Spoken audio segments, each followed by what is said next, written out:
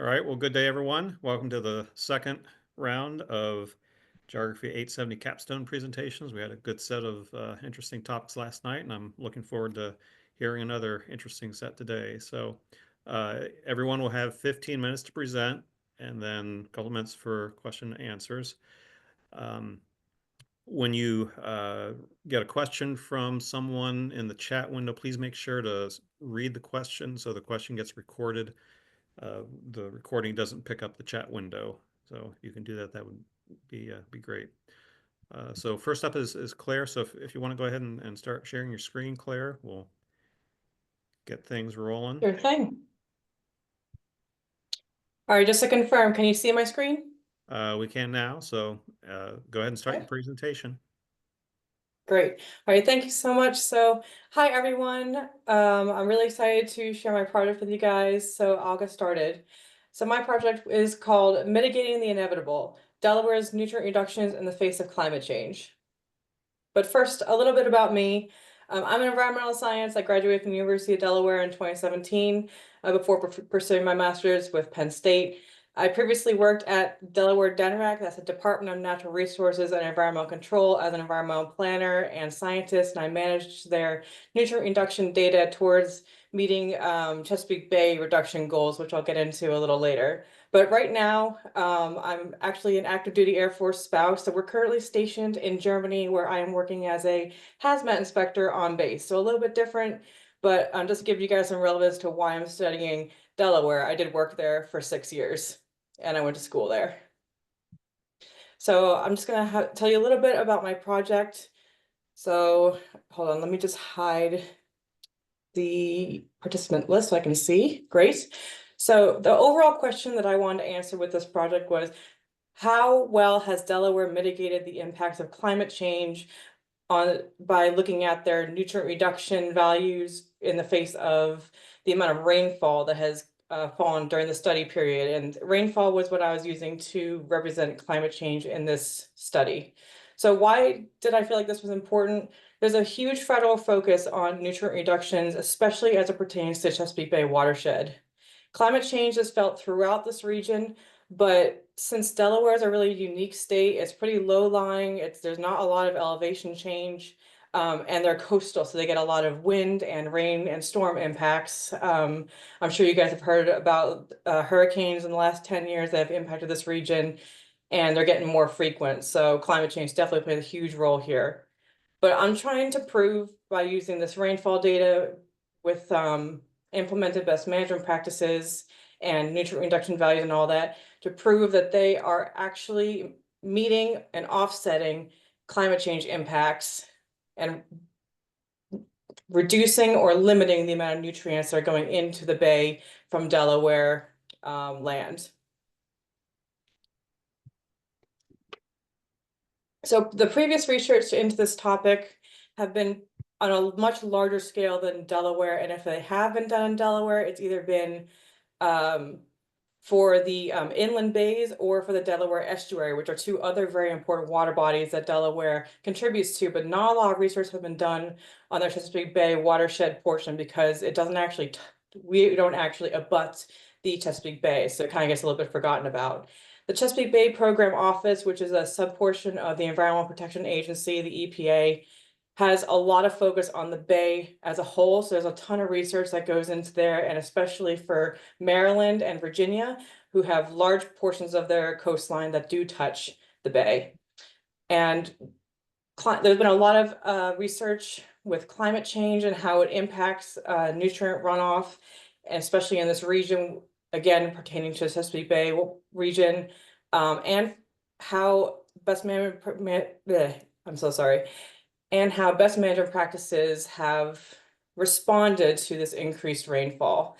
So there's been a lot of cool research there, but again, nothing has been done in Delaware and very little has been done in headwater low-lying regions, which is what Delaware is. So a little bit of background about the bay. It's vitally important both at an economic and an environmental standpoint. Economically, it is the largest estuary in the US. There's 7 jurisdictions that contribute to it.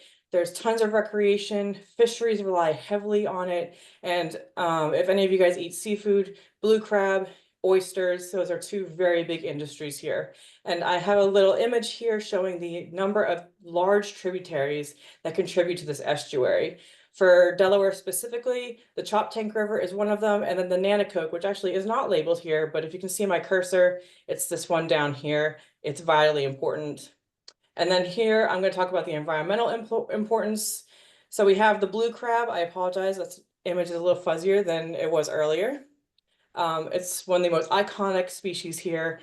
The Delaware region doesn't have any blue crabs specifically, but they're so well associated with the bay. The bay is nursery habitat for a lot of animals, including fish fry and blue crabs. There's tons of wetlands, and it's a really cool ecosystem if you ever get a chance to look at it. So the Bay program focuses on something called a TMDL, which is the total maximum daily load. And that's the amount of nutrients that the Bay can absorb in one day. And so that is what all the Bay jurisdictions are trying to reduce their nutrient loads down to meet. So that's why there's so much federal focus on this, because it is a substantial haul for these states to meet these goals. So I'm going to talk about a little bit about the data that I used for this project. First and foremost, the boundary data layers, watersheds, and counties.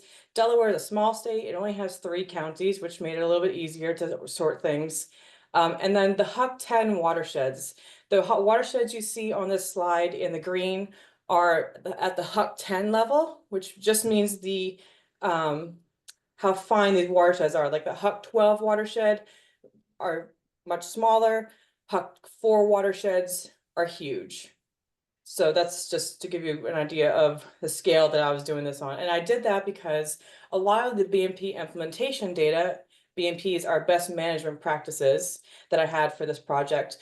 I could assign them HUC 10s a lot easier than I could assign them all HUC 12s, which in the future, and I'll get to this later, HUC 12s would be ideal, but HUC 10 was the best to work with the data set that I had. And then for environmental parameters, I used rainfall on an annual scale for this to see how annual levels were fluctuating, and then nutrients, which I got from the water stations that are marked with the blue triangles on the image here. And I'm going to get to this a little bit later, but there's been a lot of federal focus, as I said before, and that's because of those red dots, which are the federal water testing stations. And if you notice, only one of them is really close to the state lines. So Delaware is being measured against data points that aren't actually in Delaware. So that's one of the big data gaps is a lot of the readings that are going up to the federal level are not actually coming from Delaware itself. So what exactly is a BMP? A best management practice is something that's implemented on the ground to reduce the amount of nutrient pollution from that area to a local waterway. So this is an example of a stream restoration. You see on the left side is a pretty eroded stream. This is a more extreme version of it, but where I grew up in Virginia, this is everywhere. And on the right side, you can see a healthier stream system. I don't want to call this a before and after because I'm not entirely sure if these are the exact same river system, but you can tell one of these is a lot more stable than the other. And this is an example of a best management practice that would be put in to reduce the amount of just sheer sediment that would come off during a rainfall event. And every BMP is different and has different nitrogen and phosphorus and sediment inputs or reductions from the system. And so some inherently are better to implement than others. So here, I'm going to talk a little bit about the methodology that I used. First off, cleaning and preparing my data points. The BMPs took forever to clean.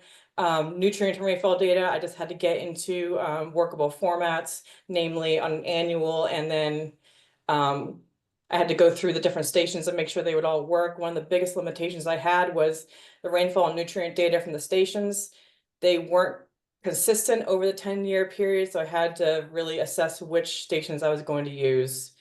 And the image here shows the different land uses that are in the study portion of Delaware. And you can see it got cut off a little bit, but agriculture is extremely dominant in this region. So paying extra attention to the best management practices that could be implemented on the agricultural side was really key. The statistics that I used looked at how significant the rainfall increases were during the study period. Same thing for the nutrient levels. And then I try to compare these by the rates of BMP implementation throughout that period as well. So results. There was consistent BMP implementation across the 10-year period that I was looking at. The most impactful best management practices were cover crops, which is denoted by CC there. I didn't spell that out. Grass and forest buffers, wetland implementation, and tree plantings. So here you can see these two photos. The first one on your left side is BMP acres and stream feet implemented from 2010.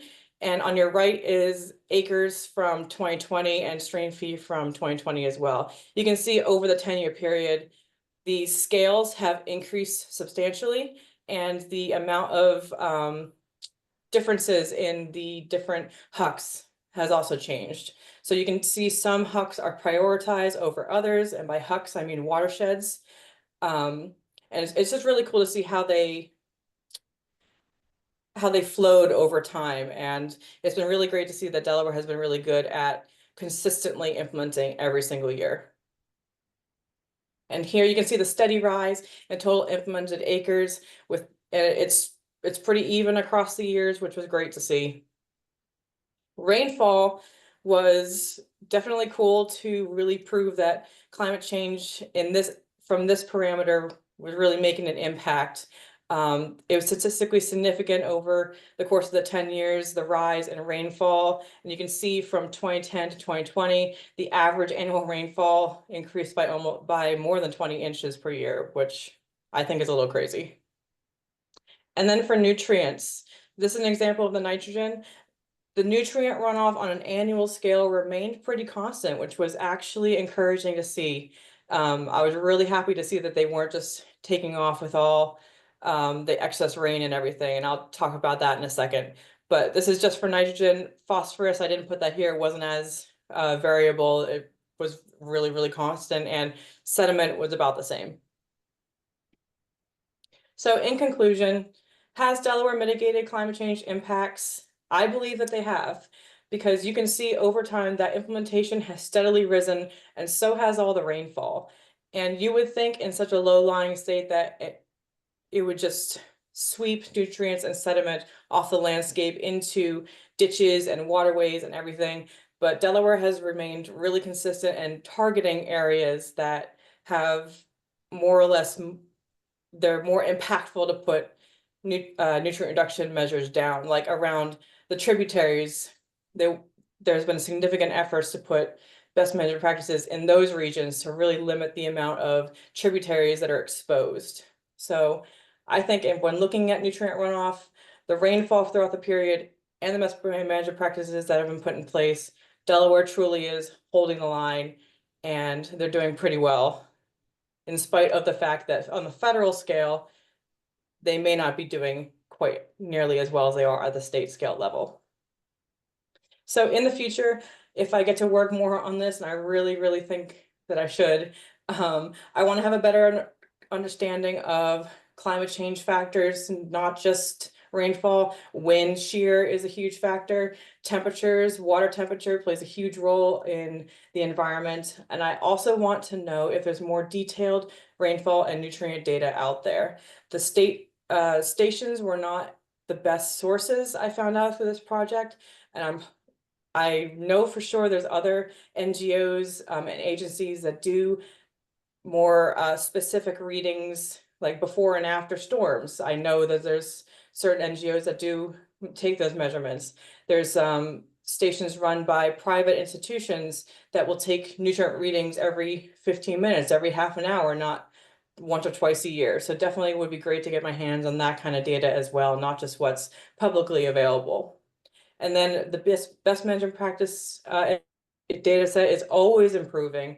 And I would love to be able to see if implementers are actually recording at finer watershed scales rather than the larger Huck 10 scales, because that would be a really more interesting map to see and see exactly where best management practices are really being implemented versus assigning them to a huge Huck. So with that, thank you so much for watching. I really enjoyed sharing this with you, and I hope you enjoyed, and I'm open to any questions. All right, thanks, Claire. Nice job with your presentation. Um, while we're waiting for questions, I have two questions that I'd like some feedback on. One, you showed a map of the water sampling points at the Mhm. federal level. So what's required to get a denser network of those points? And then my other question is who pays for the BMPs and what kind of funding Yeah, that's sources a big is that? one. Well, to answer your first question about getting the water stations, those water stations are managed by either by federal funds or directly managed by federal institutions like the EPA, USDA, those sources.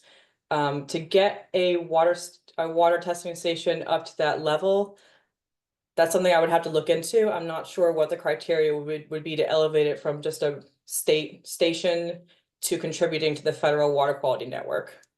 But then for costs, a lot of best management practices are funded through federal grants, which the EPA has specific grants in place that they disseminate to all the Bay jurisdictions annually. But then there's private pots of money, there's match funds. Maryland actually has something really cool. They have a tax associated with all their rental cars, and that tax goes straight into best management practice implementation. Delaware does not have that. So our implementation rates are not as high as other states who have access to more funds.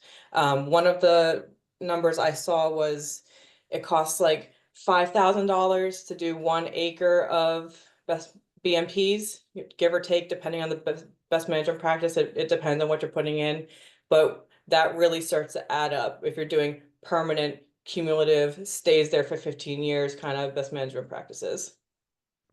I'm sure there's an interesting story behind how rental car taxes made their way to Yeah. that's an odd but anyways, uh great job with your presentation. uh Thank you. Look forward to seeing some future work on that. If you could put your contact info like your email in the chat window, so if someone has a follow-up question they can get a hold of you, that'd I be have a great. couple questions, Fritz. Oh, okay. Okay. So I think that was very interesting research, and I definitely understand the connection between nutrient loading and BMPs. That's and I guess I would even understand BMPs in terms of like ocean sea level rise. Um, and so I guess my question was, how can you kind of expand on how you see the connection between climate change and nutrient runoff? Because for me, that's more of a land use thing or agricultural thing, and not so much a Mhm. climate change thing. So my parameter for climate change was the rainfall number, and it was a substantial increase over the 10-year period. And the reason that we're putting in these best management practices from this perspective is to hold the soil down, reduce runoff from agricultural fields, so excess nitrogen and phosphorus from fertilizers and things like that. Like that's one, they want to slow the water rate down in order to allow those nutrients to percolate down into the soil system a little bit faster. So I'm not entirely sure how to explain it since you're associating it with like ocean systems. Could you elaborate on I'm that a little bit not. more? I'm just saying in terms of BNP, like climate change. But I guess now if I'm seeing that you're saying that increasing precipitation could potentially have the impact of increasing nutrient loading into streams. And so you're expanding Yeah, on, that was the assumption I was making. I'm sorry if I didn't make that clear. Okay. The other thing, because with your future, so there's a lot of climate change data sets, and there's some really cool climate change data sets that use like USGS climate stations, and they're gridded and stuff. And the other thing that I feel like a 10-year period is great, and it's awesome that you saw so many, like, such a huge change. But usually, like, climate change is from the 30-year period. And Mm-hmm. so, like anything less than that's sort of considered like weather. And I'd Mm-hmm. be really curious. I guess I'm like really curious how it has changed over 30 years. And I'm also really curious how land use, did you look in at all into the land use of the region? What percentage Yeah, of I did look into land use changes. I didn't factor that in. It was just kind of a, oh, cool, this percent has changed from agricultural to urban in the last 40 years or something like that, but I did not integrate that in. And one of the reasons why I used the 10-year period is Delaware's best management practice database only starts collecting data at the 1985 mark. And the data is not very good up until about 2009.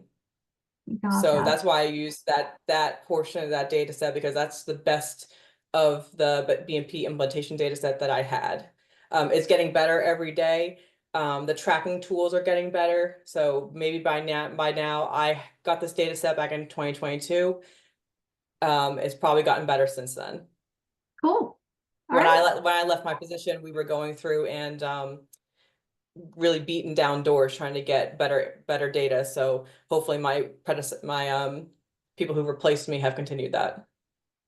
Yeah. Okay. Well, it sounds like they're doing good work too, and definitely contributing to any natural ecosystem is a good way to spend money, especially Absolutely. some justification for nutrient runoff and nutrient loading and climate change. So, all right. Good work. Thank you. I see that there's a question in the chat. Should I answer that while the next speaker is talking, or should I go ahead? Uh, go ahead and answer it now. Okay. It's from Marcella. Expanding on your final remarks, could you please discuss the data limitations a bit more? Do you have any particular recommendations regarding data preparation for someone who has to do this or a similar study again? Yes, absolutely. One of the biggest limitations that I just mentioned was the BMP data set was very, very limited. I bet if I asked again in 5 years, I would be able to get things to the Huck 12 scale, not the Huck 10 scale. But TBD on that. And I would definitely recommend if you're looking for, say, nutrient and rainfall data at a more detailed level, start early, because asking questions with a couple of weeks left is not enough time for government agencies, especially towards the end of the fiscal year, to get you anything. So definitely start early, start after September to the November period, because that's when all the fiscal calendars are changing over and people are going on vacations and everything. So and also reach out to nonprofits. There's a lot of nonprofits do a lot of citizen monitoring data collection. So they can also be a very helpful resource. All right, I'll put my contact info in the chat, but thank you guys so much. I really appreciate it. All right, thank you, Claire. Stephen, if you want to go ahead and start sharing your screen, we'll get you going here.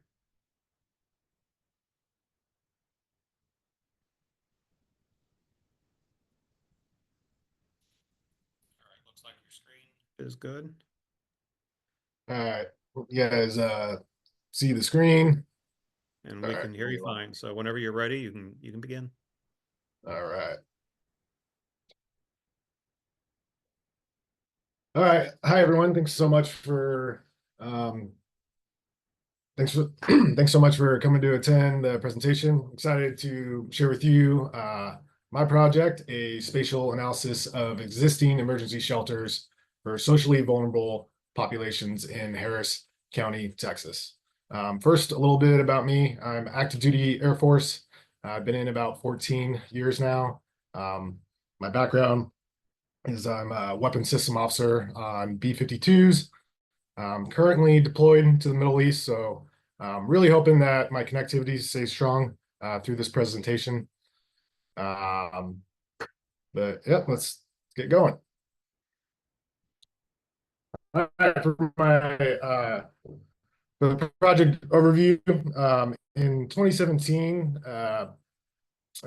Harris County, Texas, where the Houston metropolitan area was hit by Hurricane Harvey. Flooding was a lot worse than what was predicted, and a contributing factor was outdated flood maps because they hadn't kept up with the population growth and development in the region. Since then, there's been a 2020 census. The population has continued to grow, as well as extreme weather events are predicted to continue as well. So specifically, what I wanted to analyze here was the shelter distribution of the shelter distribution within Harris County as it relates to social vulnerability, and what social vulnerability is a community's ability to respond, react, and recover from external events such as natural disasters based on social factors. For my capstone objective is to analyze the shelter distribution in relation to the social vulnerability index in the event of a 1 in 100 year flood. Additionally, to complete a spatial analysis to determine the impact of additional shelters to those tracts that remain without shelter access. So a lot of previous research has been done in this area. Where it's in agreement is there is increased likelihood of extreme weather within the Gulf Coast region. Population has continued to grow within Harris County, and especially of high socially vulnerable communities, so the communities that would need the most help. And communities with high social vulnerability are in the greatest need of shelters during natural disasters. Where the research is more mixed is the correlation of high SVI communities and being located in areas with increased flood risk. Some research showed that high SVI communities are in those lower lying areas that are poorly irrigated, while in other cities, it's the low SVI communities, the more affluent areas that are on the coastline and more directly in the floodplain. So research is a little mixed on that one. Also, there's some different ways that social vulnerability is calculated, mostly in agreement on what the major factors are, but different studies have used a different number of factors and have weighted them differently. And finally, the gap in the research that my study is getting after is specifically an analysis of shelter distribution based on SVI within Harris County. So 4 main data sets. First, the Harris County boundary, just a simple polygon. You can see it on the left in relation to the greater Texas area. This is where the Houston metropolitan area is. The 2020 Social Vulnerability Index by the CDC, 2023 Harris County Regional Flood Hazards, and 2023 National Shelter System Facilities. So the Social Vulnerability Index data set that I'm using, created by the CDC, using that 2020 census data. And this goes all the way down to the census tract level. It's calculated using 15 socioeconomic factors. I listed some of them there, so you kind of see like what plays into this. It's a lot of things that you would think that would affect a community's ability to respond to natural disasters. And then it's broken down into 4 main categories. So this is a national data set. So there's information for all tracts across the entire United States. And the tracts are given a score and then put in a percentile ranking. And so that they're broken down into those quartiles. So there's an equal number of each across the whole United States. So the highest 25% are considered high SVI, and then so on and so forth. But then when broken down to just a smaller geographic area like Harris County, they will not all be equal. Next data set is the regional flood hazards, published after Hurricane Harvey and has been updated since. at 6 feature classes, for my study, I'm just focusing on the 1 in 100 year floodplain, and that is what's shown in red here on the right. And then the National Shelter System data set published by FEMA. It is all facilities recognized by FEMA and the Red Cross, and this is nationally as well, that can house individuals during emergencies. For Harris County, it was 132 that could do operate as evacuation shelters, and I refined that down to 120 that were outside the floodplain, so that could actually be used in this scenario. Getting into my methodology and results. So first, I wanted to establish a baseline to break down how many of each SVI category there was within Harris County. You can see it here on the left. The darkest red is the high SVI, and then as it gets lighter, it goes to medium, low, and very low. So the results for that, 1,109 total tracks, and as you can see, 46% of them are in the high category. So extremely disproportionate to that national breakdown where it should be 25% of each. So next, wanted to focus on just the tracks that would be affected by flooding. For this study, I defined that as within 1 mile of the floodplain. I did this because there is it's not just the areas that are being directly flooded that are affected by the flooding. If there is flooding near you, especially in these high SVI communities where they rely on walking off from other forms of transportation, food sources, family, medical services, things like that. So I selected all tracks that were within 1 mile of that floodplain and deemed these as physically vulnerable. So the results of this, I was surprised to see, but this 98% of all tracks were within this physically vulnerable category. Somewhat minimal change across the board by the categories, mainly because such a high percentage fell within being physically vulnerable. So next, I wanted to integrate shelter access into these counties that are physically vulnerable. So what you see on the left is all census tracts that have a shelter within their borders, and you see the shelters as those blue dots.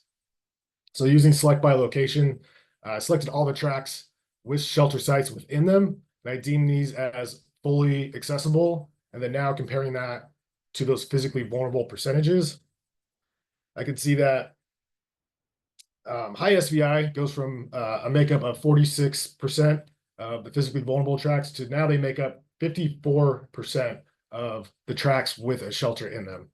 And you can see those percentages continue, they increase for medium SVI as well, and then start going down for the low and very low. So for tracts that have shelters within them, high SVI and medium make up a greater proportion that have access to those shelters. However, I wanted to also account for, a shelter can provide access to more than just the tract that is nearby it. So by applying a 15-minute walk time around the shelter and then using select by location, I can see where what other tracts that intersects. And you can see that on the left here, that's what that somewhat transparent bubble around it is. And then the tracts beneath it are the ones that overlap it. So this 15-minute walk time, I chose that as a reason based off some studies with 15-minute city, a concept of being able to walk to certain resources and things you need. Especially important for those high SVI communities that would rely on walking a lot more. I deemed all of these tracks as marginally accessible, and then all tracks that are outside of this and have no access to shelter as not accessible.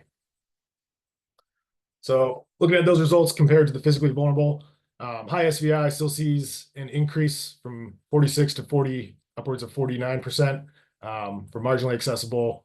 And then the not accessible rate is lower at 45% versus its 46%. But most notably, the not accessible rate across all tracks still remained at 63%. So a very large percentage still do not have access to shelters within walking distance. So to account for this, I did a spatial analysis. So what you see on the left, these are all the tracks that do not have a shelter within 15 minutes walking. And I identified clusters of high SVI areas. So that's the darkest red that you see. And then using public high school data, I added 10 shelter sites. I used public high schools because it was easy to find data, and these were locations that were already used in the shelter data set. Don't necessarily meet all the other requirements that would be needed, but just as an example of what a spatial analysis can do. So you can see those in the green there.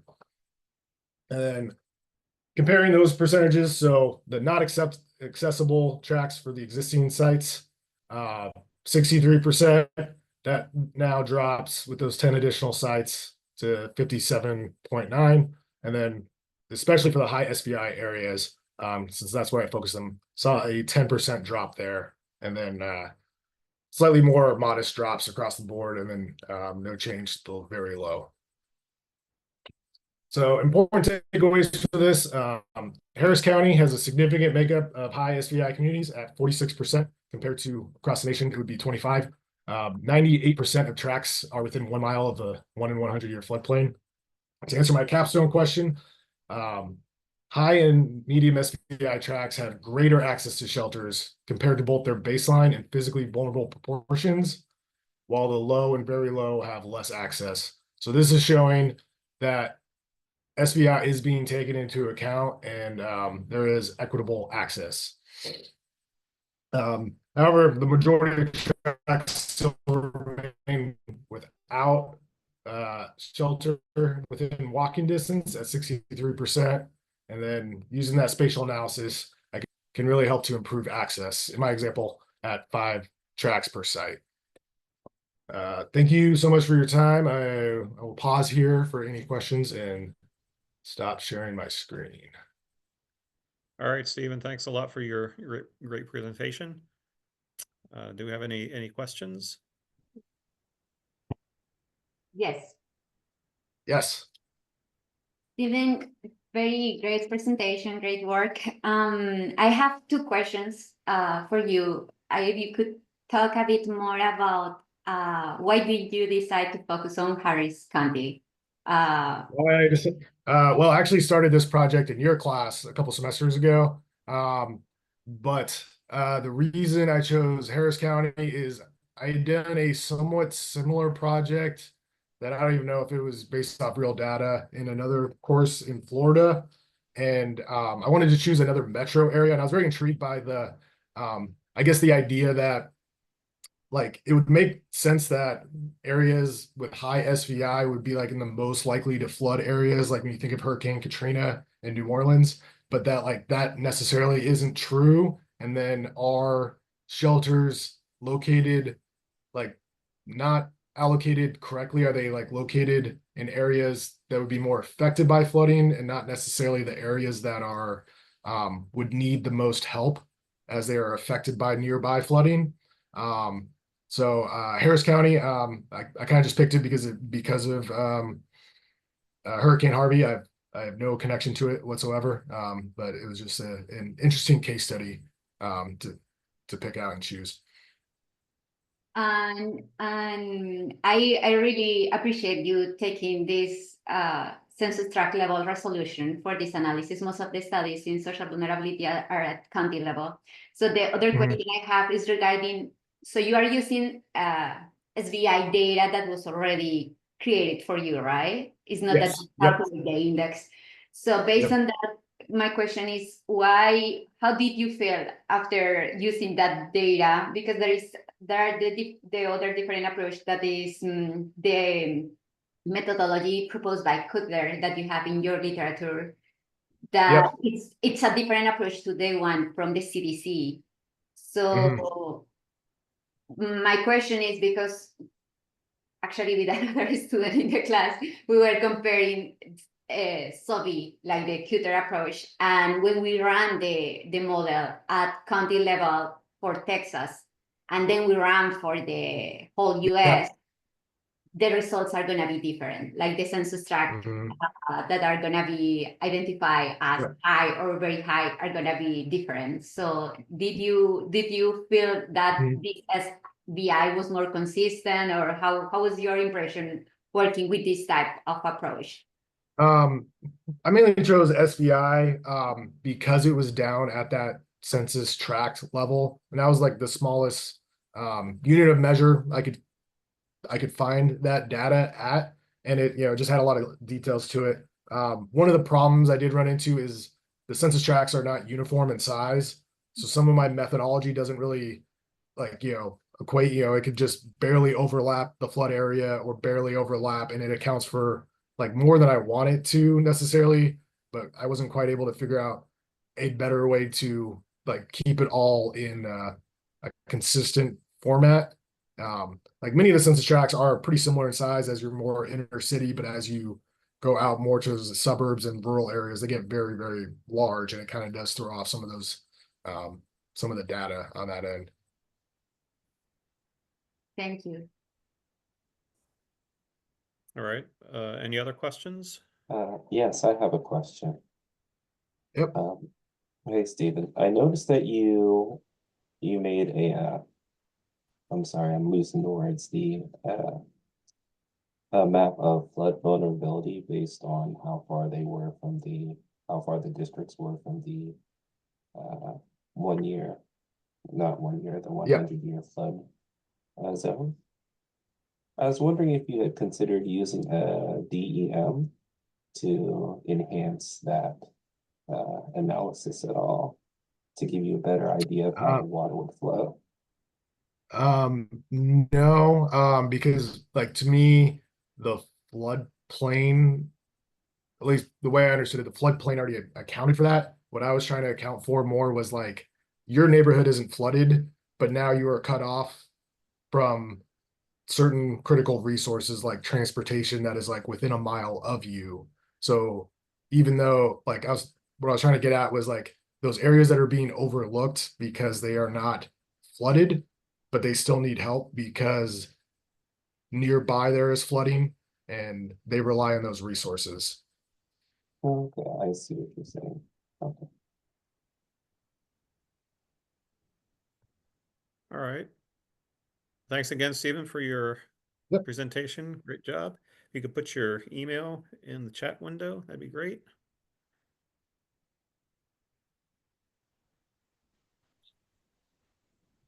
And next up, we have Preston.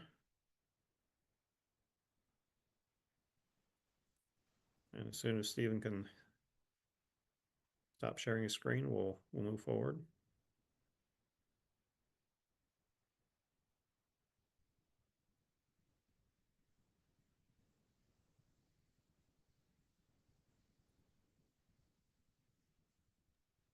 Sorry about that. I'm trying to quit sharing. There we go. All right, good.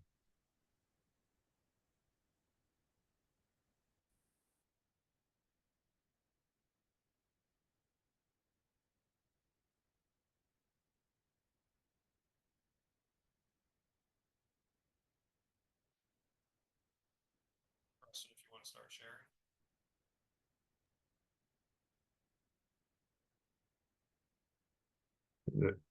I'm not still sharing, right? Because it's not showing me that I'm sharing. Stephen, you're good. You're good.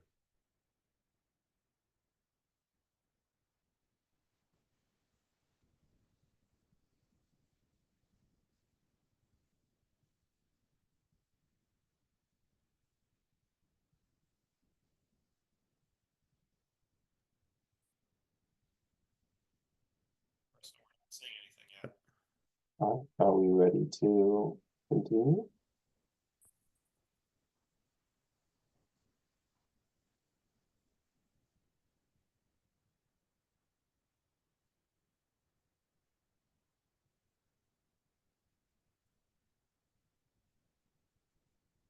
I believe I'm next. Is that correct? Yes. So if you can start sharing your Okay. screen. Sorry. I'll go ahead and get started then. Let's see.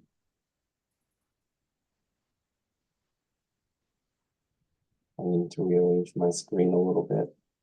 All right. All right, everybody. So my name is Preston Baker, and I'd like to present my project, snow spotting. So let me get this screen out of the way. All right, so I suppose a little bit of background about myself. Currently, I work as a high school English teacher in southern Iwate, Japan. And I made this project to kind of deal with a local problem we have here. The goals of this project is to create a web app that shares volunteer geographic information about winter hazards in southern Iwate. And also to a bit explore purpose-built apps for VGI. Now, let's take a look at the background of the issue. My study area is southern Iwate in Japan, and snow spotting is usable in Kanigasaki-cho and Ushushi. This area is known for heavy snow in winter. It's home to Gedo Kogen, a famous ski resort, and a few other smaller ski areas. We have people come from around the world every year to enjoy our slopes. But with this natural beauty comes danger. There are many snow and winter-related hazards that residents deal with here. As you can see, we have a car falling over into a rice field. Perhaps a unique to Japan hazard that we have. The snow rises and you can't tell where the road will suddenly drop off on. And every year, a few tens or of people find themselves face first into a snow field. So let's look at our existing literature about VGI and GIS web apps.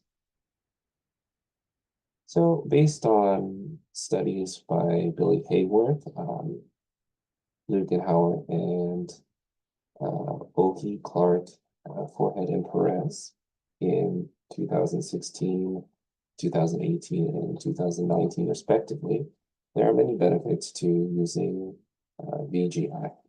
Speed is a primary benefit. Using VGI allows data collection anywhere from where people have a connection, and they can choose to send it at any time. The next is community empowerment, allowing people to have an effect and allowing them to do something to assist their community has shown to have a positive impact in their lives. However, there are a few studies that show that there are issues with GIS. According to Fan and colleagues in 2022, and the same study by Hayworth in 2016, there are, a few problems with GIS, but they mostly come back to accuracy. VGI is not collected by professionals, so the data accuracy can vary greatly. So establishing quality control has always been an issue for VGI. But a few countermeasures have been attempted, such as requiring geotagging, requiring pictures, and having an actual professional check it. And finally, VGI and social media have been a pair for a while. Volunteer geographic information has often been collected from social media. It's a fairly common practice. And this has its pros and cons, such as, the social media sites have their built-in group of regular users. It's part of their routine, something they do every day, and there's no need to develop software yourself. However, the con is you're limited by the social media platform. The only data you can collect is the data that the application is able to send. So you have to design whatever study or usage you're trying to do around that. So there's a wealth of information available about web app development and design in general, but there are fewer papers regarding web-based GIS apps and geoportals and other internet-based map products. So sometimes this wasn't prioritized and led to software that was developed without the experience of the end user in mind. But why does this matter for VGI? So research by, and apologies to these two, Resistui and Kotos in 2019 made it clear that there are certain designs that are more difficult for a diverse population, education level, age, and interest to use. So throughout this research, we find that too much frustration in using an app or a geoportal can increase the frustration, which leads to quitting. And more quitting means less VGI.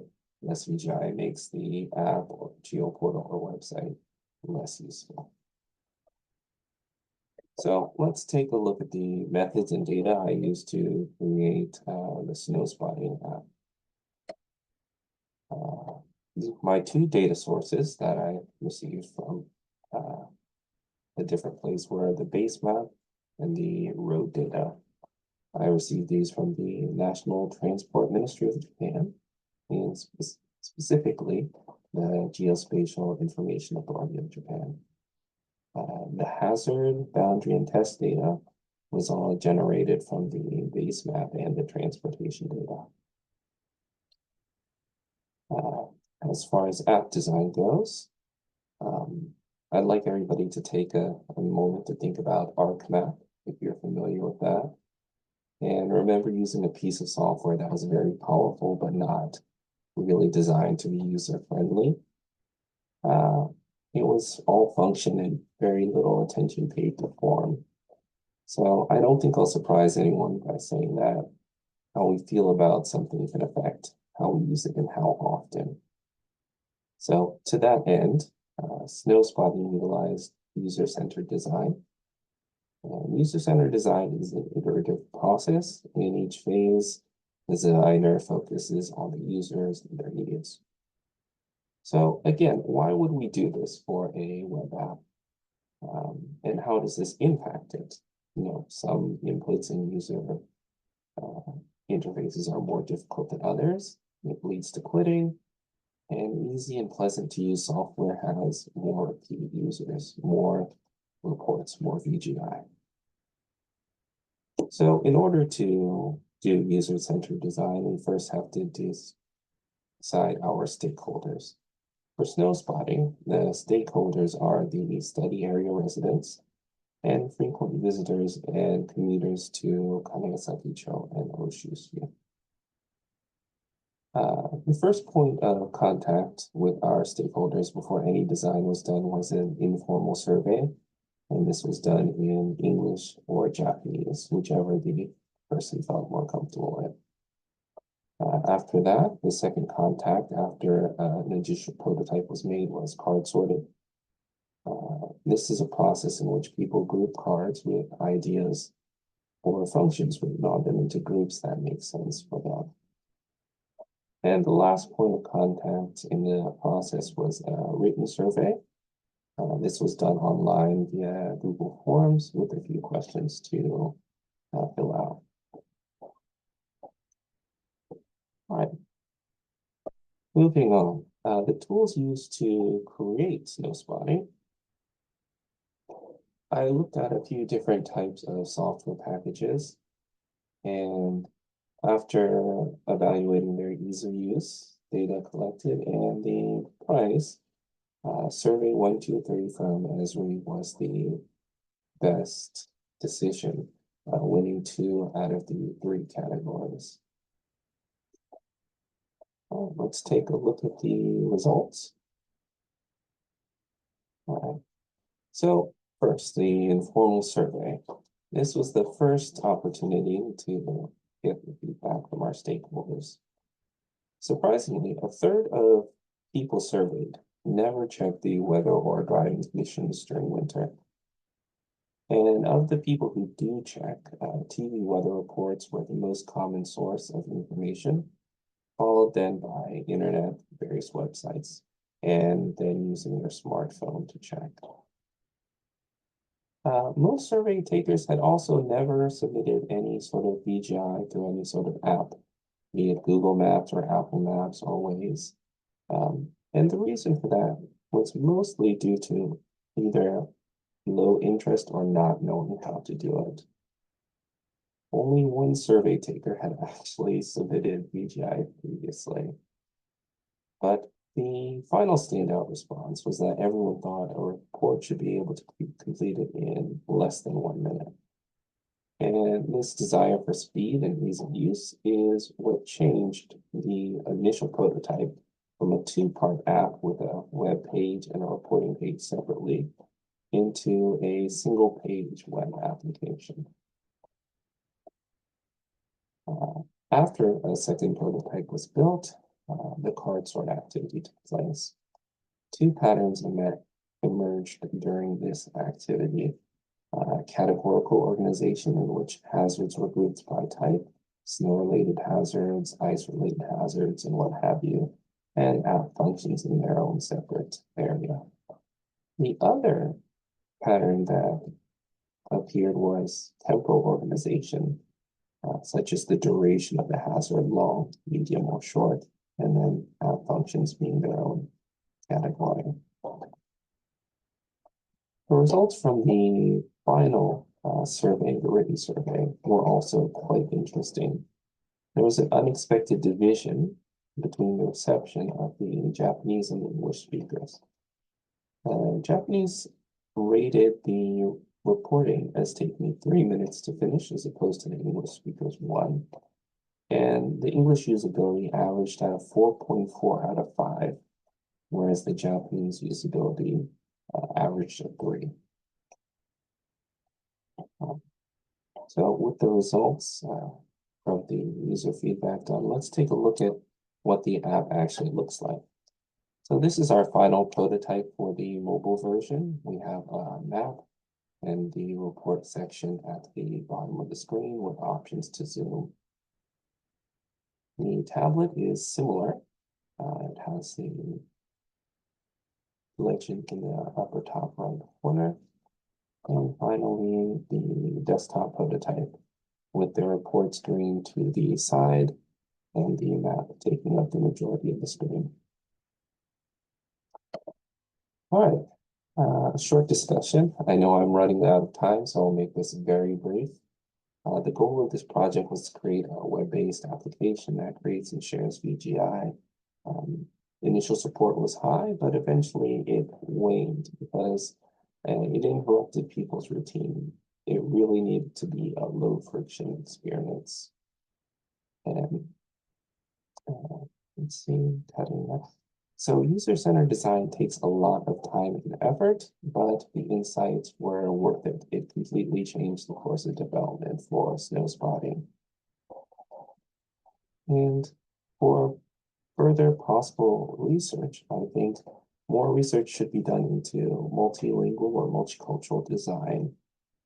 The Japanese usabilities were surprisingly low compared to the English-speaking results. I will say that I've had 3 native speakers who are Japanese language professionals double check the translation. So it's very unlikely there was any sort of language-based misunderstanding. There may be some unaccounted for different in organizational preferences. So in conclusion, snow spotting is a prototype, and the project was completed before snow has had a chance to fall. So at this time, it's hard to say how successful snow spotting will be as a VGI web app, but I think the data we learned in the process is valuable.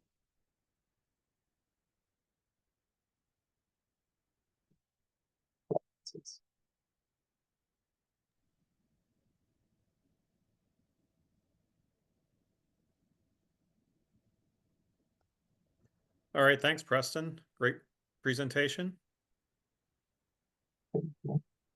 So one of my first questions is if a third of the people don't pay attention to the weather, and then another important number only get their weather information from television, and how you have a really big hurdle to overcome to get people to use your app. So how have you thought about strategies on how to do that?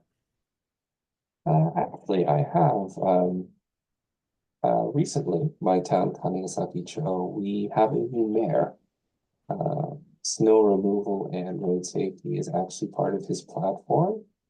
And I will be getting in touch with some of his people at City Hall to see if snow spotting is something they'd be interested in the future. So Yeah, with a little more promotion. yeah, that'd be a really great association to link up with, definitely. Marcella has a question. Oh, I'm sorry, I didn't see that. Well, she's gonna speak it. Oh, yeah. Okay. President, very nice work. I have some comments in general, but I would like to hear your thoughts on this. 10 years ago, maybe 13 years ago, when I came to this country, I remember there was an app to report snow. I couldn't do that because I live in California by then, but I remember I was so excited because people here contribute a lot of volunteer geographic information.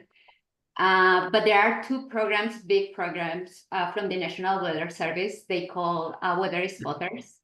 So my first question would be if you would consider this could serve their purpose, because pretty much what they do is collect reports that come from a platform or from by phone, but it's not a mobile app. What I did some interviews at that time, and they say that while it's a very small data set, it's very useful to confirm what they see in the radar images, like in their. So I was just thinking how you envision this type of app will serve a purpose like the one of the National Weather Service, and how also these efforts from the government, because for example, also the USGS have different hazards, but for example, for earthquakes, they have this tool to report how people feel the earthquake, and this can tell how they can inform about the impact of the event. So I wonder if you have like some thoughts after regarding how this could serve their purpose, and how can this be informed also by also those already initiatives that have been for years, but in a more, I don't know how to say, like manual way without the tool. Okay. Well, actually, before I got started with this project, the snow spotting app was a lot bigger. I had originally planned to make this web app and to make a dashboard that had a routing system for snow plowing for this area. But I had also planned to, at least as an additional part of that, to just collect the weather data and offer it to the meteorological, I'm sorry, I can't remember the exact name in English, the meteorological agency in Japan. But I hadn't thought much beyond that, to be honest with you.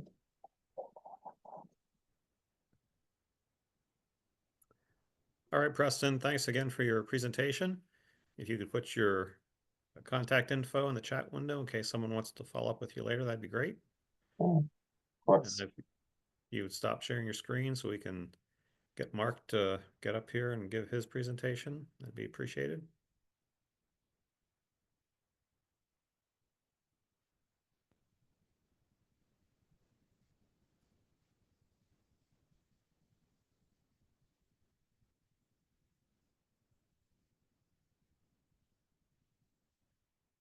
Mark, you want to start sharing your screen?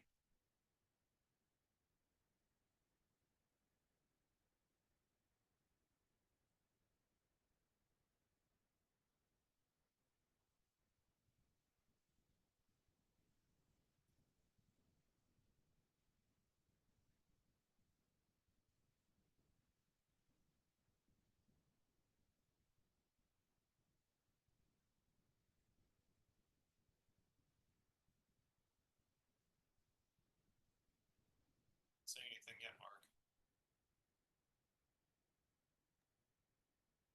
Is it working?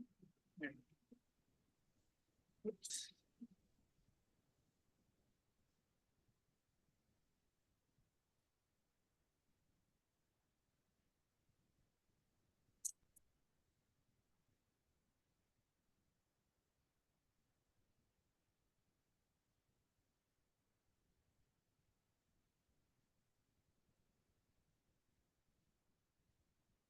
Is that working right? So not seeing anything. Oh no.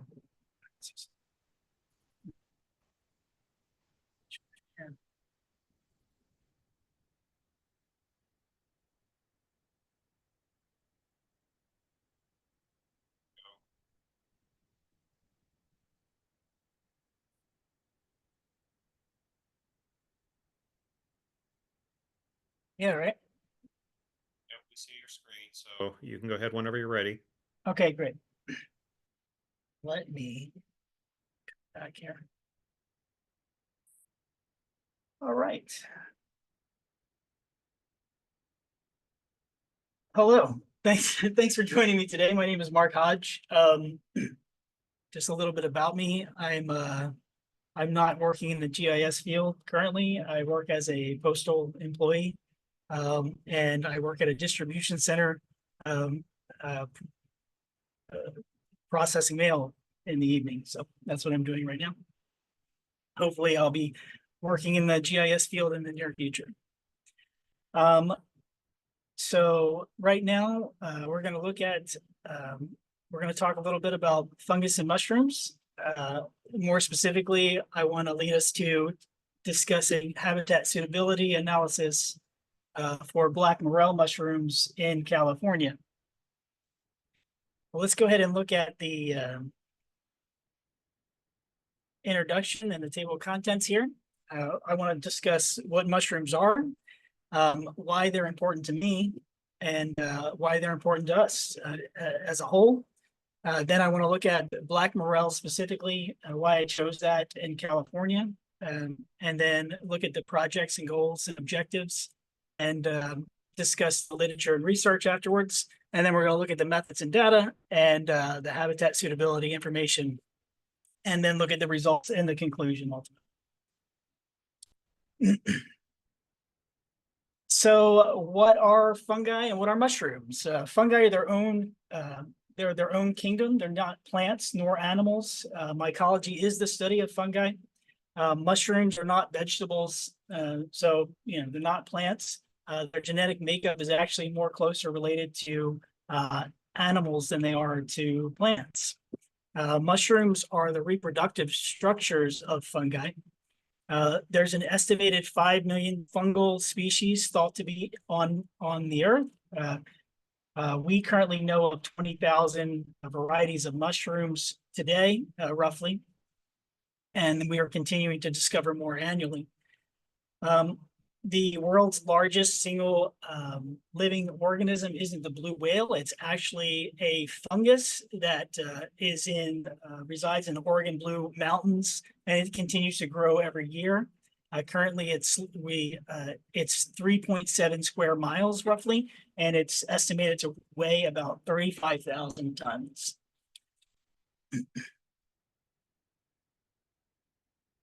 So what got me kind of interested in mushrooms is back in February of 2023, my oldest son sent me this video and asked me to come visit with him and go mushroom foraging. So I did. I went to Bucks County, where he lives, and went foraging with him. And this is just some pictures of what we were able to find when we were out there foraging, and that got me interested in mushrooms in general.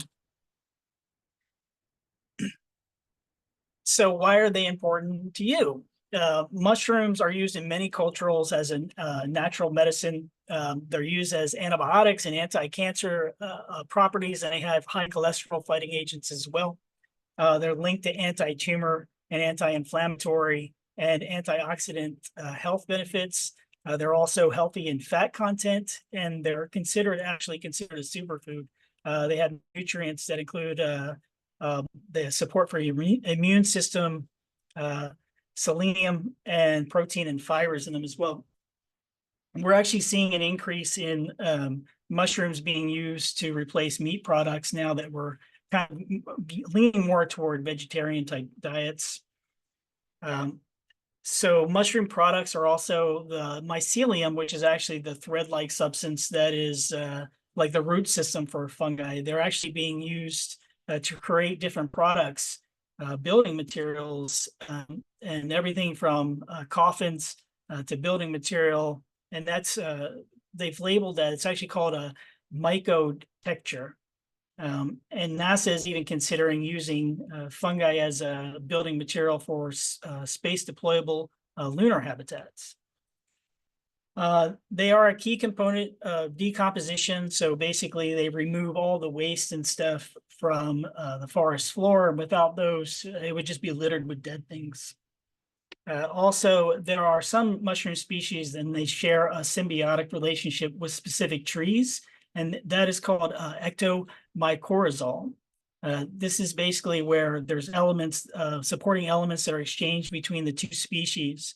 And there's estimated to be 90% of plants that have this associated root system. So why black morels in California? So black morels actually have this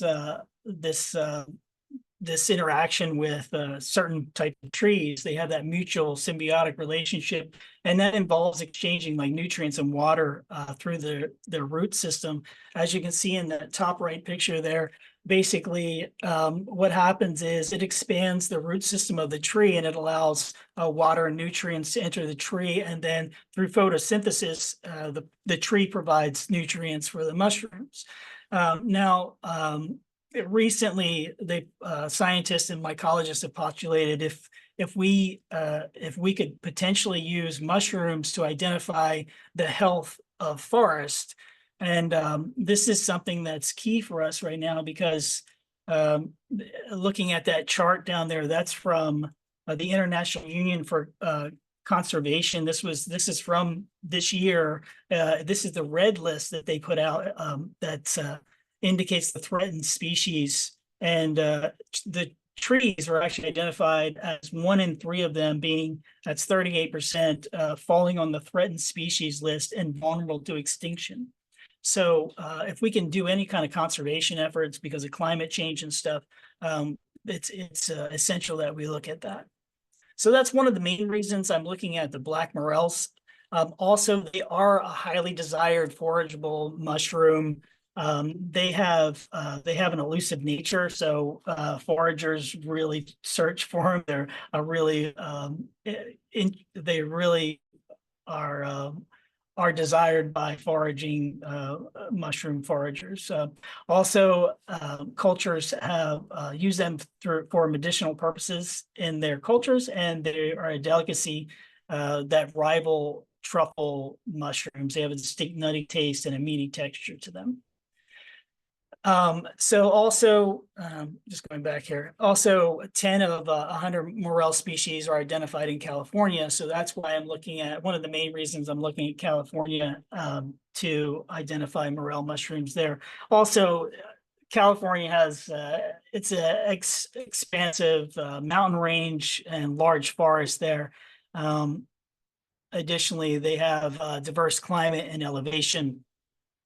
So, and I live here, so that's one of the main reasons I'm looking at it.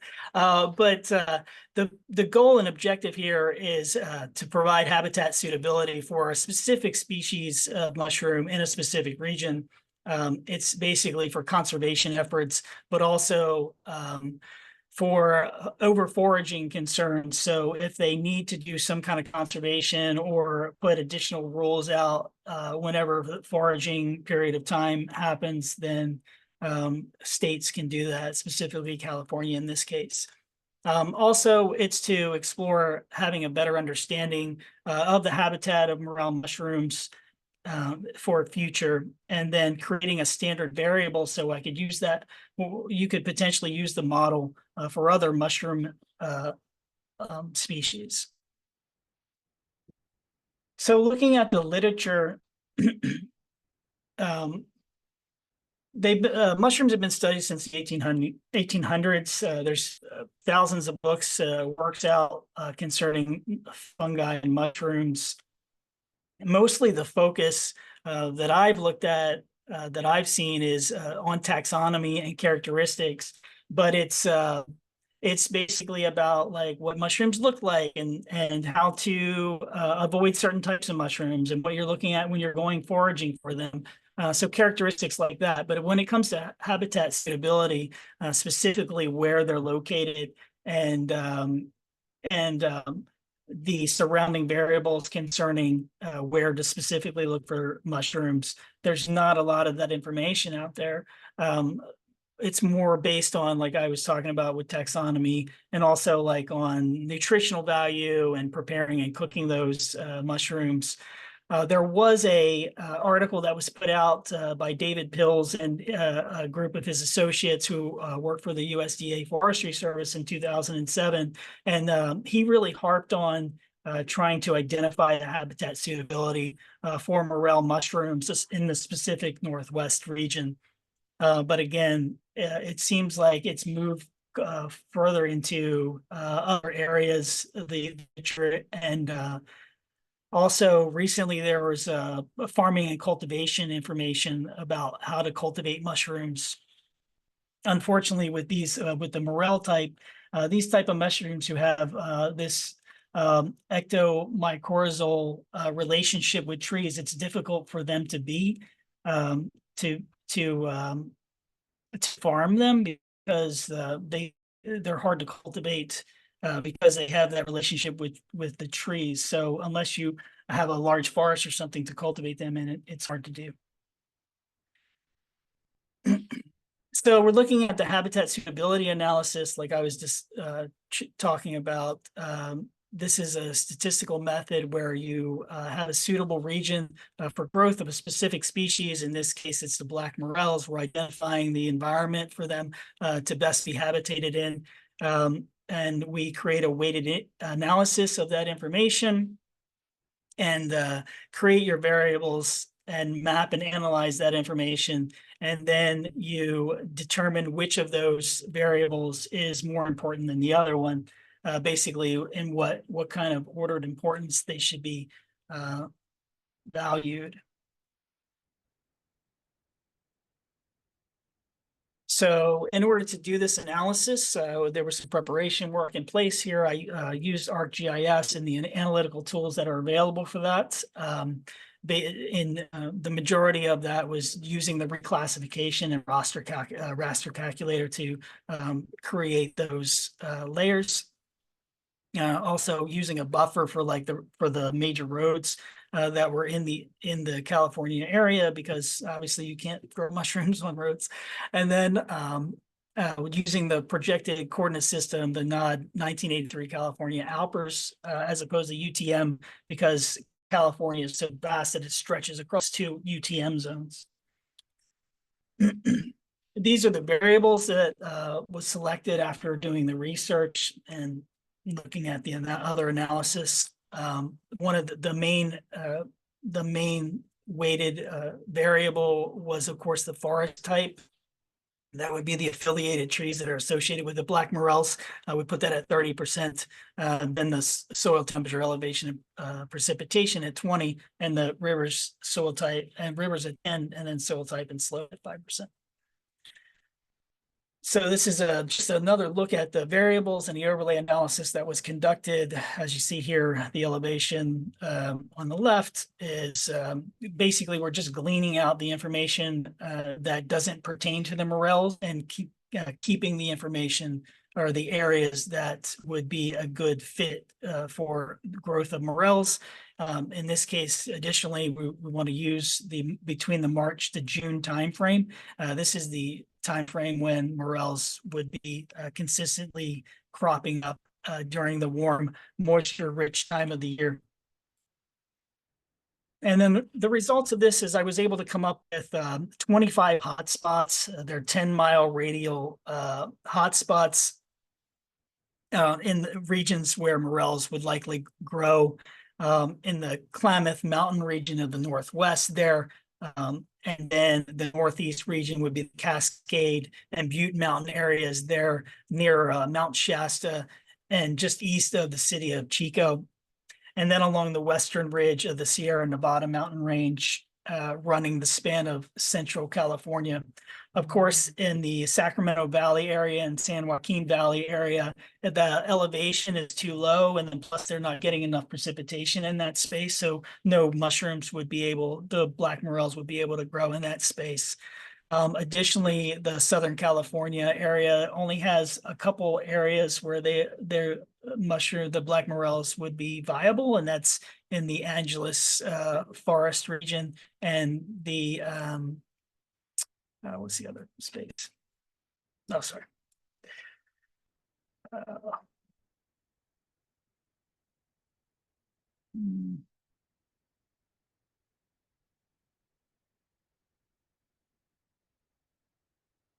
I'll come back to it.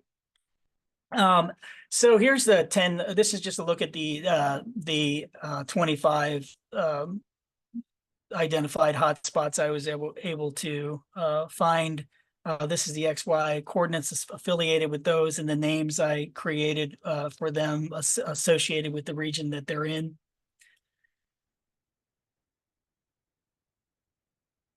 And then this is just a breakdown and a closer look at those regions, again, just separated out by the north and then central and then southern portions of California.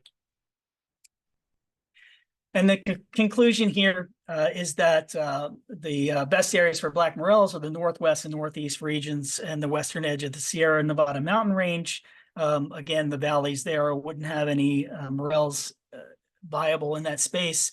Of course, the final analysis of the results, I'm not able to conduct that at this time because the time frame of the project is in the winter, and the spring time frame is when I would be able to go and see if my information actually is correct. I would suggest moving forward that if I were to do this again, or there was going to be further research, then I would break the California region down because it's so vast that I would break it down into smaller areas, probably a north, central, and southern region, and really focus on that instead of expanding the whole area of the state.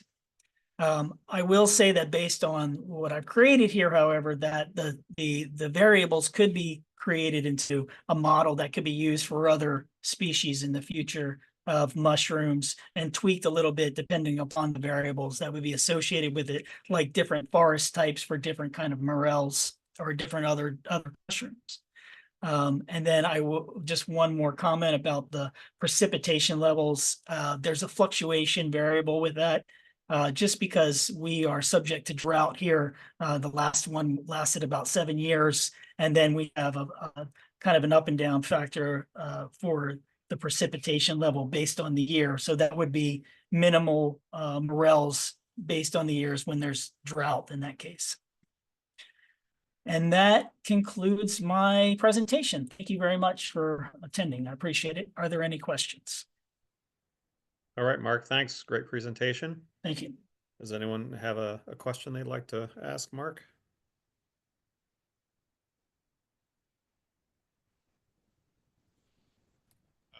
While we're waiting for someone, I'll pose a question here. So I don't know much about mushrooms in terms of their growth and so forth, but what's the biggest driving factor that controls their habitat?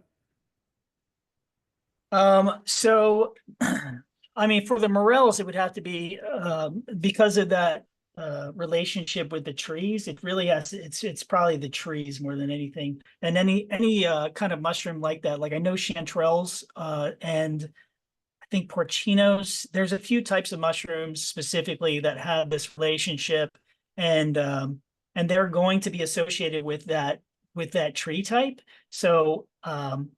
And it's funny too because they're unique in the fact that like different morels correspond with different tree types. So even though you have a certain type growing here and there's a related one back out east, it's still just because it's based on the kind of tree. Like I think there's like another kind of morel that's affiliated with the black morels here, but it's like it's associated more with like apple trees or something there in the east. So it just depends on the region. And I think because of that, I think there's a lot of issues with trying to identify the association with like each species, you know? So it's really odd. Um, anyway, to answer your question, and in this case, it's the tree type. Other things would probably be the precipitation, I would say, and the elevation would be some of the factors.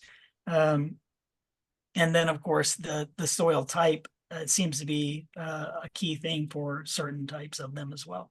So, So that's kind of my initial question. Then this a little bit beyond the scope of what you're doing, but I think important in terms of the future of morels.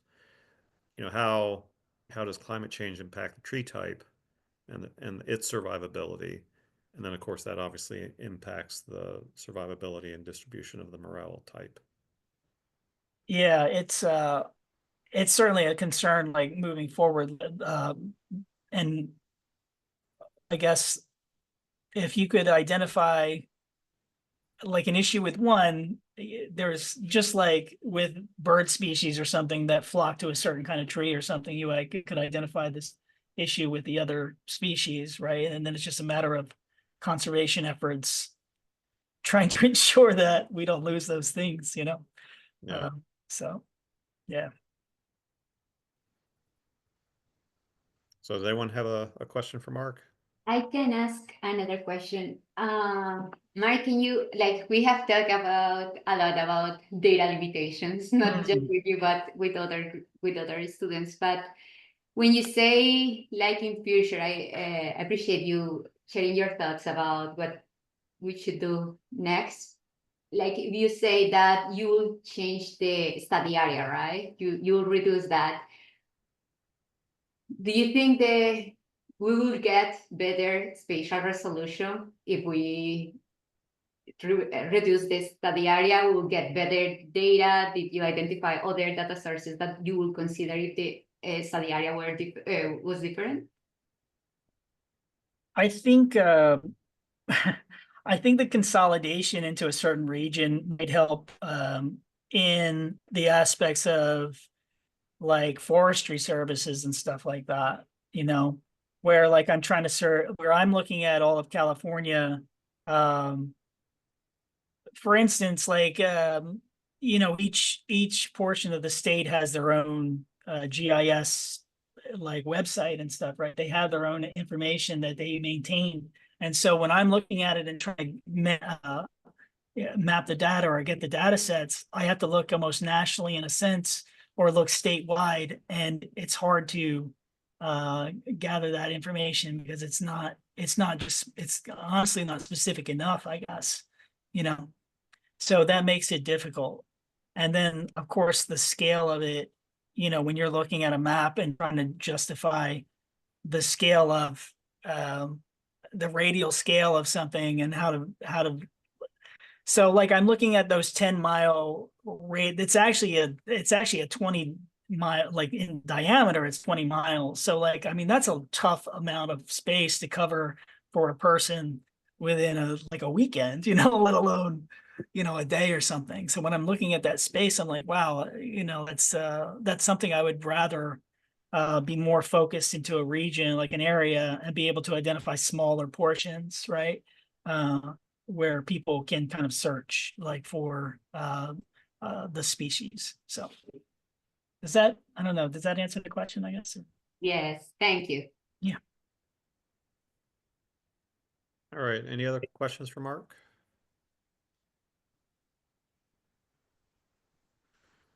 All right. Thanks again, Mark. If you could put your contact Absolutely. info in the chat window, and then Thank you. James, I guess you're up next. So if you want to start sharing your Yeah, screen, it'd be great. definitely. So, hi everybody. My name is Jamie Patterson, and I'm excited to show you the slideshow of my capstone project. It is titled "Exploring Bat utilization of large maintained openings in the Moco Barrens core area. And this is a really special place. It's not too far from where I live, and it's got a lot of unique characteristics. I'm going to start by just saying that at the beginning, that defining a large maintained opening, those are openings greater than 10 acres that are maintained through the use of prescribed fire or mechanical treatment, such as roller chopping or brush sawing. And the goal is to keep this area in its savanna state. The location is in far northern Wisconsin, and it's all the Moco core area is all within Bayfield County. It's just over 13,000 acres, and it's managed by the Chequamegon-Nicolet National Forest in Washburn, on the Washburn Ranger District. So why does this project even matter? Like, who cares about bat utilization? Well, this is such an important project, and it covers two really important things.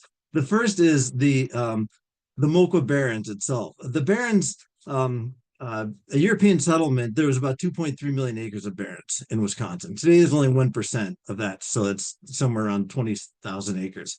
And these systems, these Barrens ecosystems, are considered globally imperiled.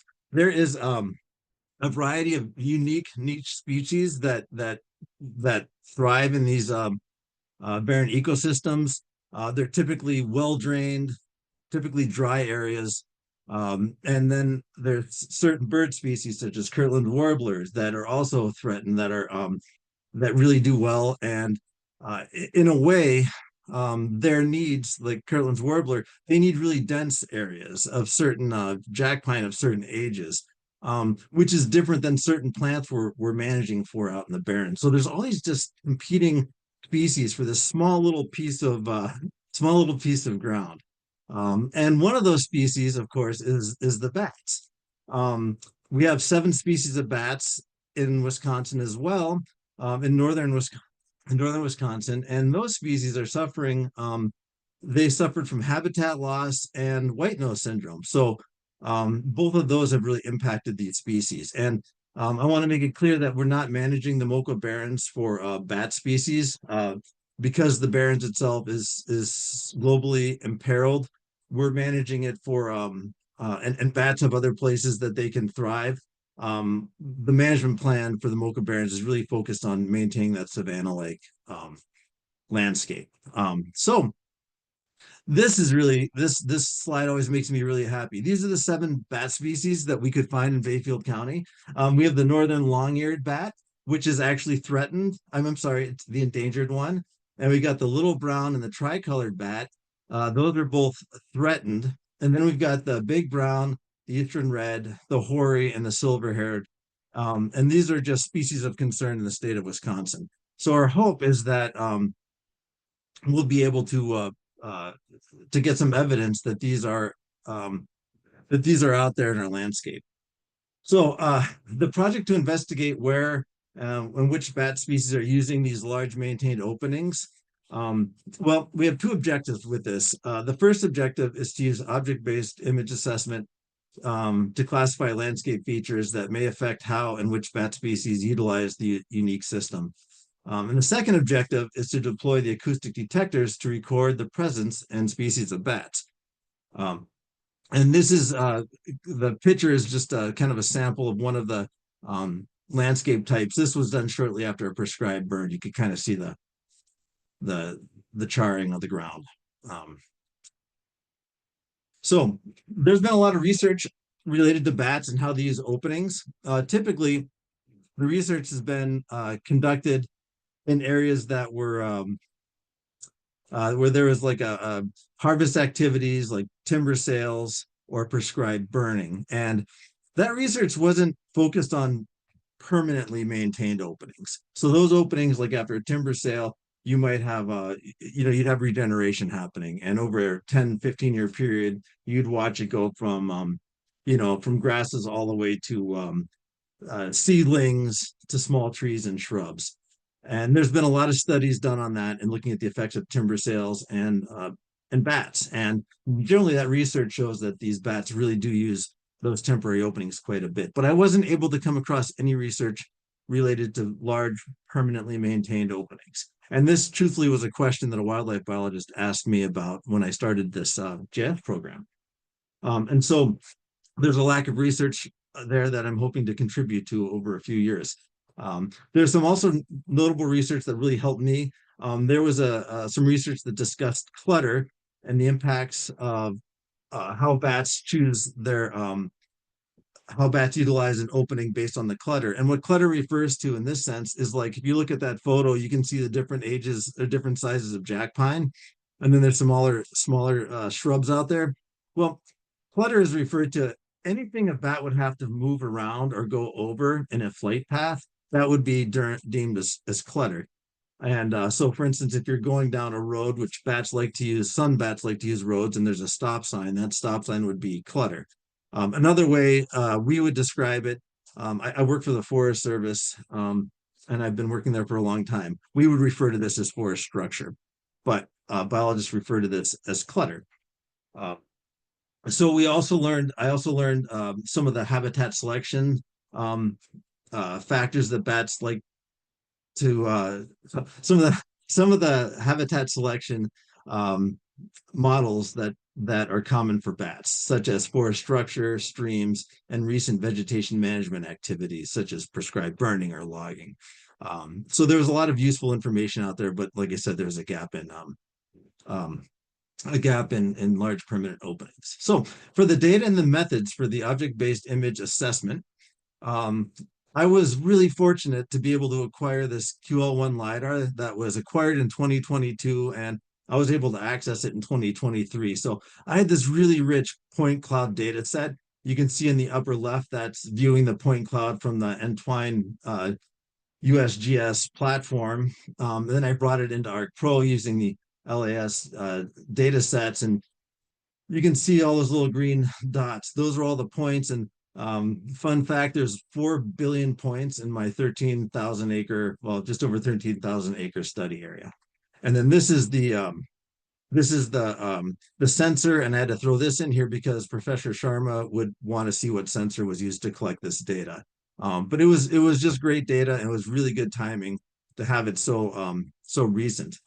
And then so I was able to work with that the point cloud data and do some LiDAR derivatives, the digital elevation model, and made a digital surface model, and then created the NDSM from those two data sets.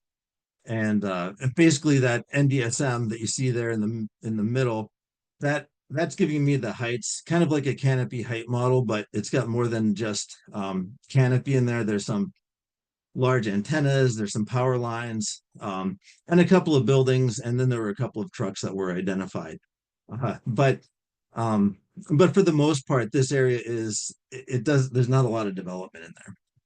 So I took those derivatives, and then I grabbed some 4-band NAPE imagery that had the red, green, blue color infrared, and I took some vector data that included some roads data sets and NHD data sets for water, and exported all those to a geodatabase that was accessed through eCognition.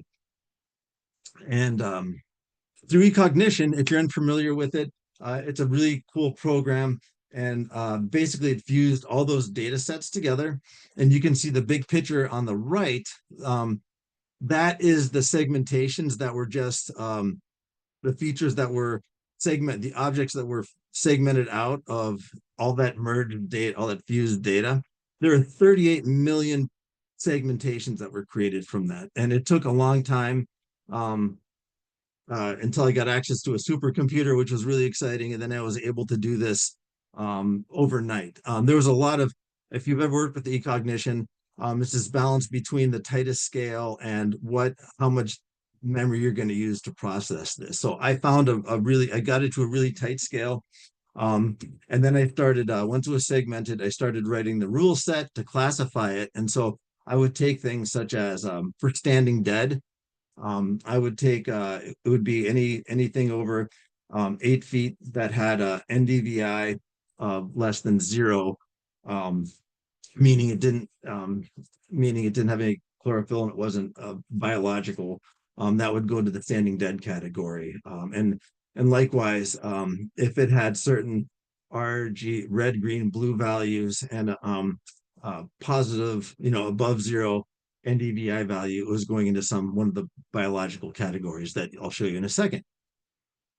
So that was all done, creating that rule set, and then it produced this essentially is a small piece of the classified raster.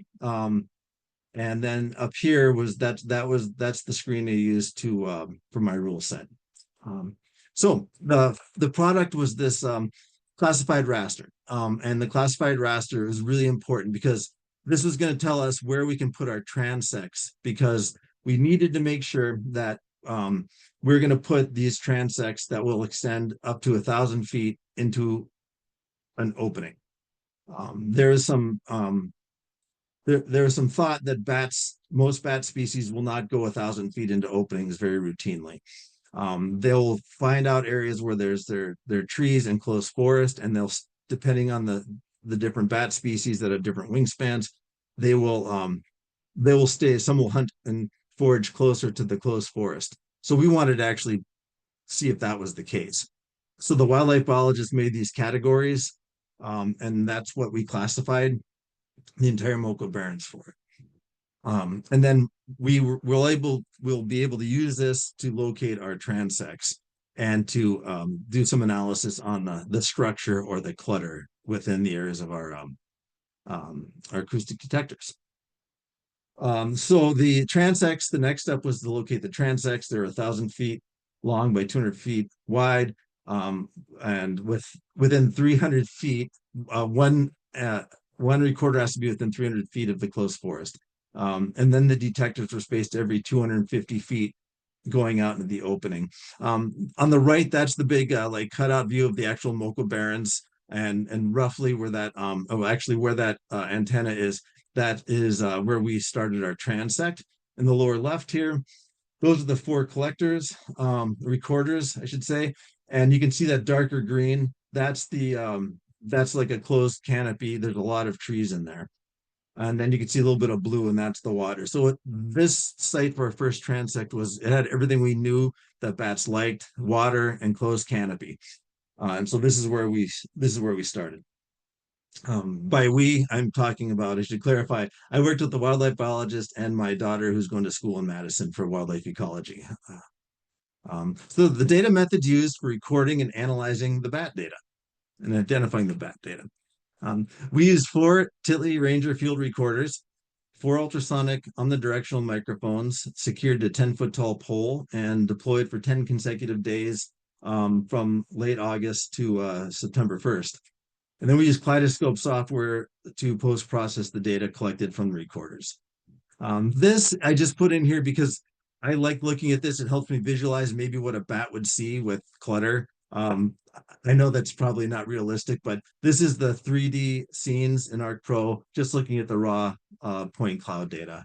And these antennas aren't to scale, but you can just see that even in an open Barrens area, there's still clutter and little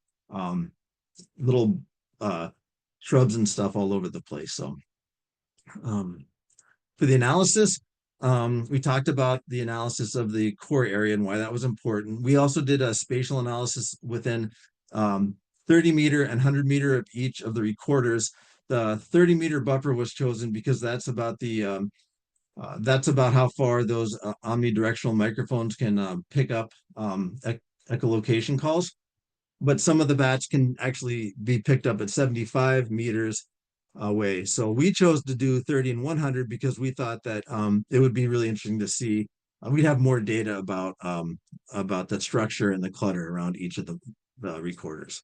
And then the recording the bat species, we were able to analyze the bat species based on using that Kaleidoscope software and maximum likelihood tool within the software to tell us which bats were making the echolocation calls. So the results, this is a graph that I used once I got that classified raster, then I converted that to polygons and used RStudio to produce this graph, this chart, which shows the breakdown of the entire Moco Barrens core area, which Not a lot of surprises there. 62% of that place of the Barrens is open. 14 is the next highest with trees, and then low and medium vegetation, 10 and 7. What I do think was important was the 62%. And if you were to combine that with the low vegetation of 10%, you get 72%. And that's about what the Forest Service wants for openings in the Barrens ecosystem. So some of the forest managers really they thought that was useful. This is there was no real surprises here. This is the recorder. Each recorder is like 1308 is a recorder and 1309 is a recorder, and this is the buffered area. So there's a 100-foot buffer. That's a 30-meter. I'm sorry, 100-meter buffer, 30-meter buffer, and you can see that for the most part, no surprises. Most of the area is all openings with a little bit of low vegetation, and recorder 26 had a little bit of standing dead in it. So this was important to verify that we had our collectors in the correct locations. So as far as the bat species go, this is these are the collectors, and we can see that we collected 6 of the 7 bat species. We did not get the northern long-eared, which is endangered, and it was sad we didn't get that. But I put this down here on the left so you could see the locations, and there was no surprises here. 26 and 08 had the most species recorded, and they were closest to the closed canopy. It was a little bit of a surprise to see 1309, which was the furthest from the closed forest, have so much data collected. So that was a surprise. We didn't expect that, and it was pretty exciting. All these recorders had 6 species recorded, except one of them had 5. So it was pretty standard. And then we had the recordings per hour, no real surprises here. Most active in the evening, in early morning, and then it drops off at 6 a.m. So this is kind of what we'd expect. As far as the conclusions go, that OBIA classified raster was hugely important for what we did, and it worked well, and it was verified, and I did an accuracy assessment on it, and that's going to provide us a nice backdrop of information going forward in the future. As far as the bats go, we didn't, one 10-day deployment is not enough to really make any insights into why one species is more prevalent than another species, but it was great to know that we actually recorded we recorded 6 of the 7 bat species, and they were present. And there's not really enough data to understand why that we had more silver-haired bats than anything else. And possibly it's because that they have a mating behavior a little bit later in the year, and that's maybe why we had more silver-haired recordings than the eastern red bat, which does their mating a little bit earlier than the silver-haired bat. But this is just the beginning. This is the beginning. It's going to be part of a multi-year study starting next year. We're going to be moving these recorders every 10 days starting in June through September. And I believe that the data, the project geodatabase we've created, the classified raster, and our workflow is really going to fill a much needed gap into these large maintained openings and how bats are utilizing them. So with that, there's my favorite bat, the eastern red. He just looks so happy, or they look so happy. Do you have any questions? All right, Jamie, thanks for a great presentation. Sorry, I was talking really fast. That's all right. Yeah, love the pictures of the bats. They're great. Thanks. So does anyone have a question for Jamie?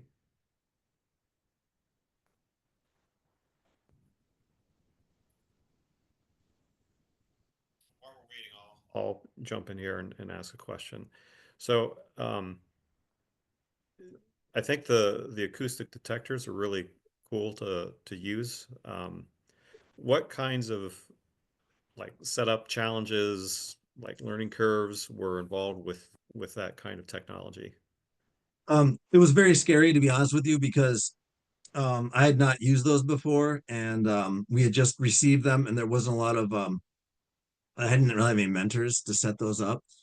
We got the funding for them, and we put them up, and because you can't really hear bats. You don't really know what's going on. And so the instructions were really good for the most part. Everything worked as it should have, and that was just really great. Like I was really scared after the 10 days when we took the cards out to see, like, well, I hope we have, maybe there's no bats out here, maybe it didn't work. But that was there was really no technical challenges with that. It was um the kaleidoscope software post-processed that data really well. And I in my larger report, we got into p-values, and the data we collect, ideally, that'll end up feeding the NABAT database, which is a national organization that is really trying to do a good job of documenting bats. And in order for our data to make it to there, we can only use data that had a maximum likelihood of with a less than 0.05 for the p-value, and that data will be fed up to NABAT. And so they've already accepted what we have. So I don't really have any technical challenges with that. It all worked really well, and it surprised me. I was expecting worse. And we also were kind of concerned that people might steal that. So we had some signs printed up, and nobody messed around with the 4 collectors. Next year we'll be training. My daughter will be doing most of that setup, and she's going to train some of her friends that are also in wildlife program to run that. And so we'll see if there's technical challenges next year. Hopefully not. But Yeah, I think the whole idea of a recorder being able to distinguish between, like, deer roaming around or other kind of birds flying yeah, around, I think that's a really interesting use of it technology. is. It is. You've got to do you can flying squirrels will do ultrasonic echolocation calls too, which is interesting. And you can set the time limit for the pulses is what says like we're only going to collect bat data if it's Oh, okay. because the bats we have a special their pulses are only so many milliseconds, and that's how you can say if we set it longer, then we could get flying squirrels and other stuff too. Also, we might run into more challenges with those cards. In June, we're going to have probably a lot more recordings collected, and so our cards might fill up faster, and that could be a challenge. But So the memory yeah, is everything worked as literally it on should have. the memory is literally on the card. It's not getting Yes, downloaded or uploaded to something. Okay. right. So we can buy a bigger card, and we bought 8 new larger cards. We were able to buy 4 more detectors, so we have now eight recorders, and we have larger cards for all of those. So I'm hoping that will. Yeah, good question. Thanks. All right. Anyone have a question? I'm a little curious about the supercomputer you got access to. Um, what sort of program did you use to, was that the eCognition, I believe, right? Yes, yep. For the OBIA, it was all through eCognition. Yep. Okay, I'm not very familiar with that eCognition. Could you just explain a little bit about it? Sure. Well, eCognition is it's a Trimble software that if you're familiar with Trimble, they were really into big with GPS. They do a lot of government contracts with their highly accurate surveying grade GPS equipment. And they bought I don't know if they bought it, but they're actually in charge of the Trimble or the eCognition software. I believe they might be LP 360 as well, but I can't remember. And within that, it's a very powerful program that can do so I tried the other option for this would have been doing the segment anything model from Arc Pro, and it was nowhere near as I don't know if I want to say accurate and functional as eCognition was. So eCognition was able to fuse all those data, raster data sources and vector data sources together, and then had a variety of different uh, classification tools that you just need to kind of alter for your own data. Um, and then it can work with geodatabases. It can export stuff as shape files. It can just do a whole lot of stuff. Not as easy to use as Arc Pro by any means, I don't think. I kind of had a love-hate relationship with it at first, but I really love it now. I'm using it for lots of different things in my work. So it's expensive though. A license is a very expensive thing if you're in an organization. I I would encourage any GIS person to learn about it, because it's really gives us a lot of it's just a lot of potential in understanding the world we live in. Oh, thanks. That sounds great. I'll definitely take a moment to look into it. Yeah. All right. So, Jamie, if you put your contact info in the chat window, that'd be great. I'd like to take a moment to thank all of our presenters and audience members who asked questions. Works very well to have a good sense of community here and support one another for their presentation. So thank you all for that. We have another presentation session set for Monday, same time, beginning at 12:30. So if you can, please attend and give support again to our 870 students. Otherwise, I wish you all a great day, and hopefully we'll see you back here on Monday. Thank you. Thanks. Thank Have a good you. night, everyone.